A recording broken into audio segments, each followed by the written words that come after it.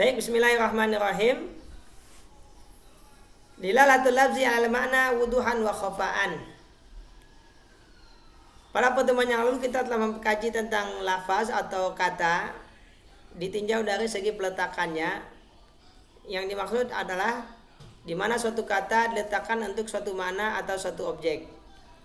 Kemudian kajian yang kedua, ya, kajian lafaz ditinjau dari segi penggunaannya.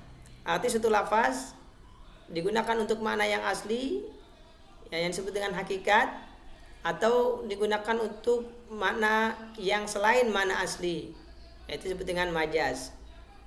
Nah, kini kita akan pelajari tentang kajian lafaz ditinjau dari segi penunjukan pada makna atau maksudnya atau objeknya.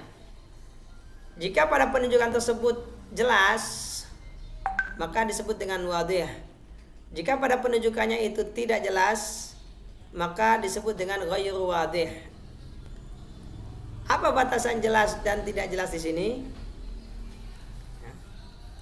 Batasannya adalah, ya, jika lafaz tersebut tidak membutuhkan penjelasan, maka dia sudah jelas.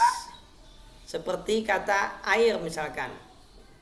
Ambilkan saya air, berarti sudah jelas. Kenapa? Karena kita tahu kata ambilkan. Ya, kita tahu mana saya, kita tahu mana air, berarti sudah cukup jelas. Nah, itu berarti maknanya dan maksudnya dari lafaz tersebut jelas, tidak tergantung pada faktor lain yang menjelaskan. Ya. Namun kalau kata tersebut masih membutuhkan penjelasan dari faktor lain, maka dia dikatakan belum jelas atau tidak jelas. Ya, seperti misalkan Allah Ta'ala perintahkan kita puasa. Ketika turun ayat kutiba alaikumusiyam, orang-orang Arab yang mendengar ayat tadi paham makna siyam artinya menahan diri. Namun mereka belum tahu menahan diri dari apa, bagaimana, kapan, dan seterusnya. Berarti itu belum jelas, membutuhkan penjelasan. Maka disebut juga dengan ghairu wadih. Ya. Jadi misalkan kita ambil contoh, ya ayyuhalladzina amanu, wahai orang yang beriman, kutiba diwajibkan kepada kalian. Dari sini kata kutiba jelas, mereka paham artinya diwajibkan. Alaikum atas kalian, itu pun mereka paham. Tapi ketika kalimat asyam, mereka bertanya apa, bagaimana, kapan. Nah, itu berarti masih butuh penjelasan. Nah, yang butuh penjelasan ini disebut dengan ghairu wadih.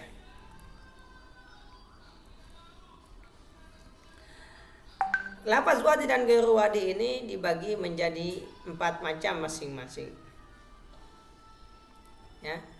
Yang wadih ada 4 macam, zahir, nas, mufassar, dan muhkam.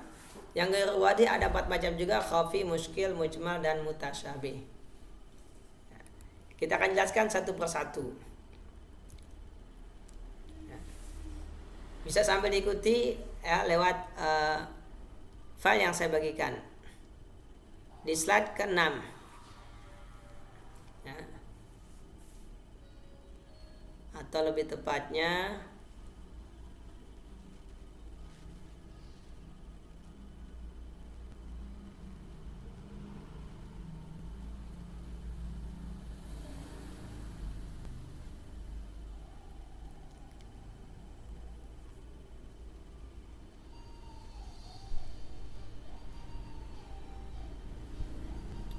ya.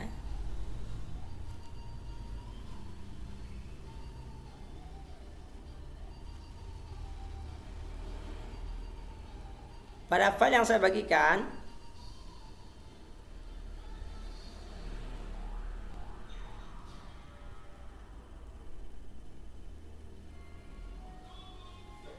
ya,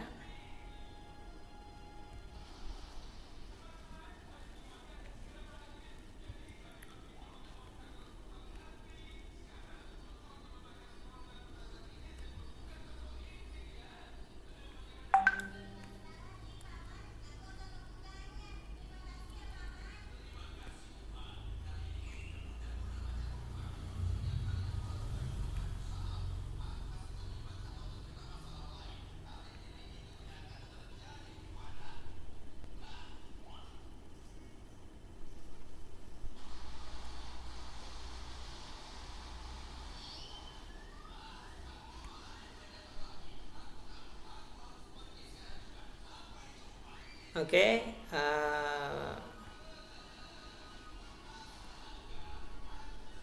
saya nggak ikut videonya ya, saya ikut suaranya aja karena kameranya sedang saya gunakan untuk rekam gambar. Kita lanjutkan ya.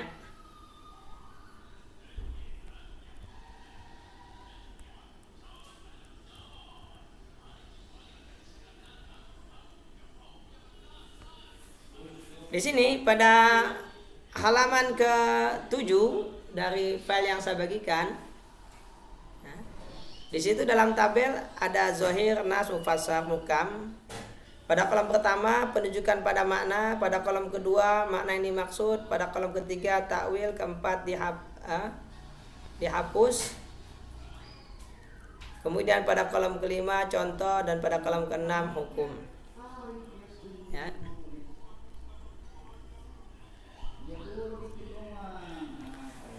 Kita bahas yang pertama.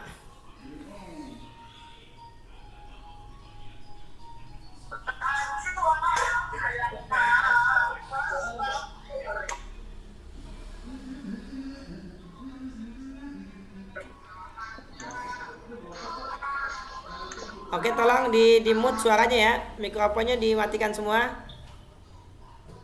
Nanti kalau yang mau bicara baru silakan diaktifkan mikrofonnya.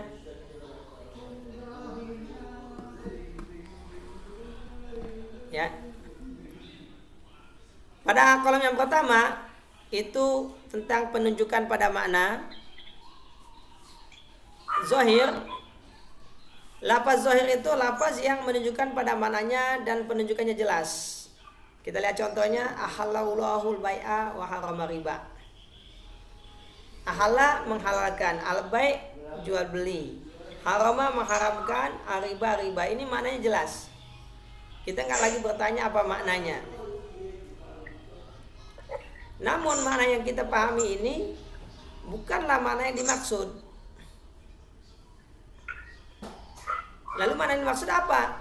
Mana yang dimaksud adalah penjelasan tentang jual beli dan riba itu berbeda. Dari mana kita bisa mengetahui mana yang dimaksud?